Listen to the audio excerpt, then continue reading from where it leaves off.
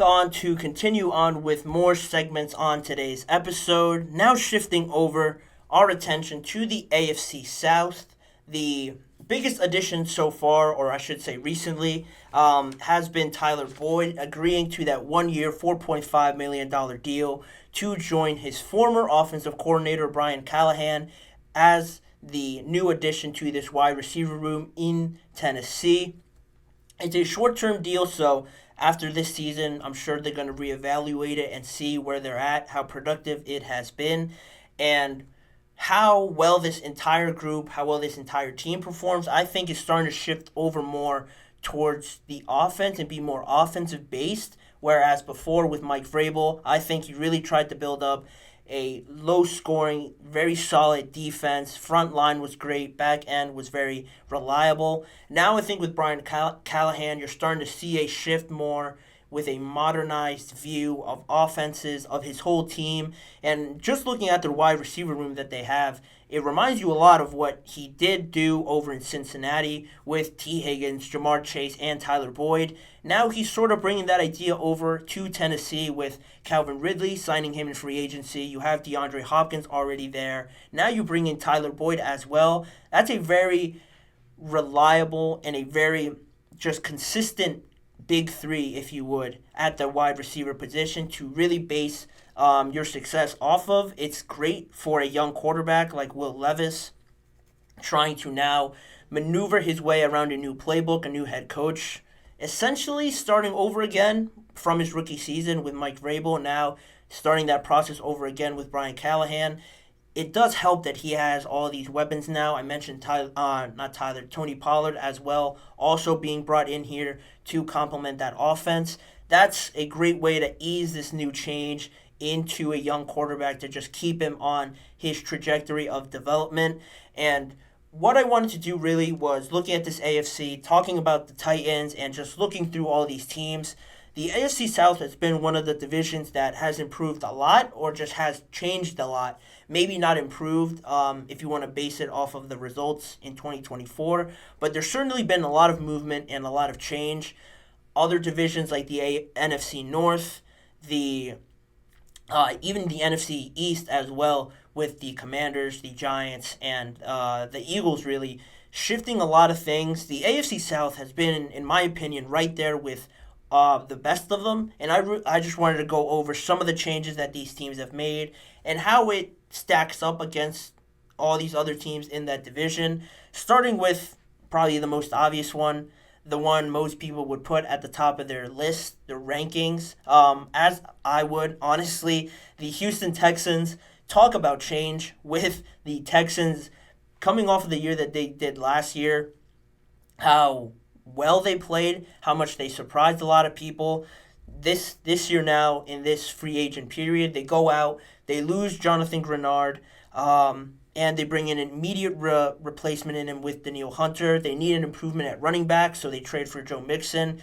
They trade for Stephon Diggs, which shocked the whole NFL landscape, to add to a Nico Collins and a Tank Dell, who already were great on their own. Now they have that veteran presence in there, not to mention Dalton Schultz, as well as a reliable weapon for C.J. Stroud. Then on the defensive side of the ball, also you add Azeez Al-Shaair with all the young, prosperous talent you already had on that side of the ball. DeMeco Ryans, I think a lot of people forget, is a defensive guy. The offense looks very promising, very exciting, but really he excels on the defensive side of the ball, bringing in Danielle Hunter, like I mentioned, adding him to a Derek Stingley, Jalen Petrie, Christian Harris, Will Anderson, all these young, exciting players. Now you bring in Danielle Hunter, a more experienced and established guy. It's a good mixture of youth and experience there. I still have the Texans really leading this group, but the rest of the teams in the AFC South don't fall far behind. I mentioned the Titans, so I'll go to them next. I already explained Tyler Boyd, Calvin Ridley coming in to Hopkins to complement DeAndre Hopkins and Will Levis. But they also drafted J.C. Latham with the 7th pick in the NFL draft. That's something that they needed there to solidify as much as they can that offensive line. They also added Lloyd Cushenberry to be their center. And on the defensive side of the ball, also, they're not forgetting to address it. Chidobe Awuzie came in free agency. L'Jarius Sneed signed that massive deal with the Titans as well. You already had Jeffrey Simmons there anchoring that middle of your defensive line. So the Titans also aren't falling too far behind. They still have questions about pass rush apart from Jeffrey Simmons. What else can you consistently depend on throughout 17 weeks in an NFL season? A good pass rush complements a really good coverage on the back end and vice versa. They seem to have addressed a lot of the secondary, but I don't care how good your corners are. You need a good pass rush there to really make the whole thing look dominant, look very successful if you want to have a good season. There are some questions there for me. I mentioned Will Levis. How does he develop in year 2 under a new head coach and things like that? And also, talking about development, how does Brian Callahan develop in this new opportunity of being a head coach? That's something to look out for as well, how that sort of transition goes. And continuing on with the rest of the teams, the Jacksonville Jaguars, again, another team that might not have made a big blockbuster move, but I like the pieces that they also added, drafting Brian Thomas out of LSU, Darnell Savage to the defensive side of the ball, Eric Armstead, Gabe Davis, Ezra Cleveland, and Mitch Morse on the offensive line. Those are the biggest additions that they made to this team, and defensively, they were young. I think that was a big part of their problem. A lot of youth and not a lot of just knowing what you're going to get out of this guy. A lot of the players on the defensive side of the ball were still trying to find their way. Other than Josh Allen, who had a great year, you had Trayvon Walker there. Again, younger player. You think he's going to be great. You picked him first overall, but he's still trying to find his way, not really having a breakout year. You bring in guys to complement that. Eric Armstead is going to be massive for them. Darnell Savage on the back end. I still have questions about their corners, the defensive back help, depth that they have at that spot, but I think the defensive line will help a lot to try and stop the run and get to the quarterback. I think that's a good foundation to build off of.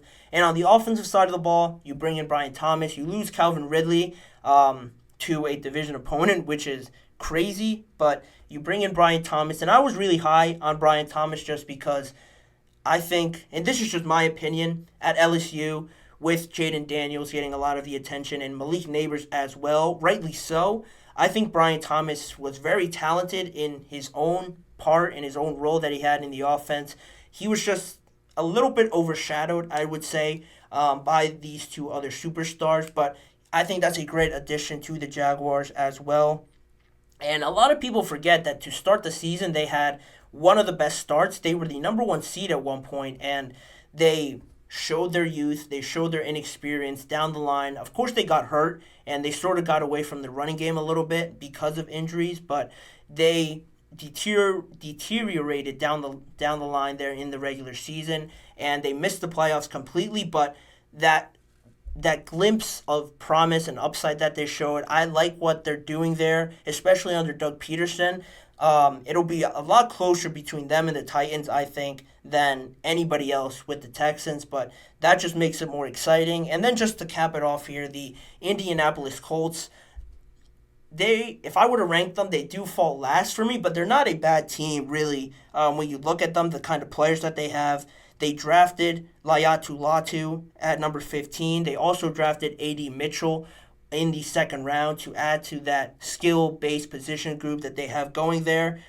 The biggest question around the Colts really is just Anthony Richardson and how he looks health-wise. He missed a massive chunk of the year last year, but in those couple games that he got, it showed a lot of excitement and just good signs that you want in a quarterback. Very mobile, very big, almost Cam Newton-esque with the size and the arm talent that he has.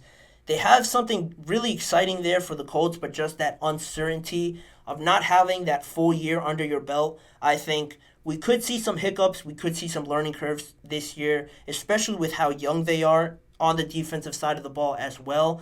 it really isn't a recipe for success in this day and age in the NFL. So they have great talent. They have a lot of good players. They were able to bring back Kenny Moore and Julian Blackmon and Zaire Franklin on the defensive side of the ball as well. So for me, it's just a matter of time with the Colts. They will get there. I expect them to be more competitive down the line.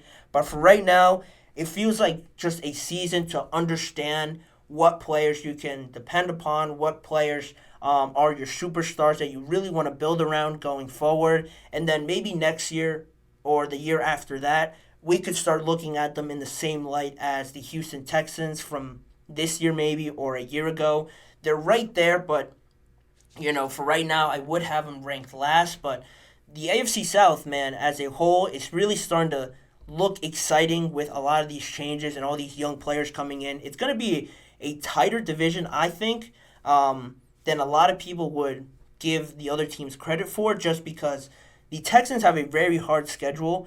They have the fifth or fourth hardest schedule in the NFL. I was talking about it a little bit before. So trying to absorb that after a season of success and now people game planning for you, it could have them see a few slip-ups, and then the Titans or the Jaguars can slip right in there and take advantage of some of these hiccups. So it could be a lot closer than people think. I'm excited to watch it. I'm definitely going to be tuning into some of those games. But in the meantime, we will move on with the rest of the show. After a quick break, we're going to talk about the Green Bay running back room there in Wisconsin, how the additions of Josh Jacobs and a rookie could really be the game changer for this Green Bay Packers team, as well as talking more on the St. Louis Battlehawks and their UFL team, how that could set a foundation to them absorbing maybe an NFL team down the line. Learn more about those topics in just a few seconds. You're listening to the GSMC Chip Shot Football Podcast.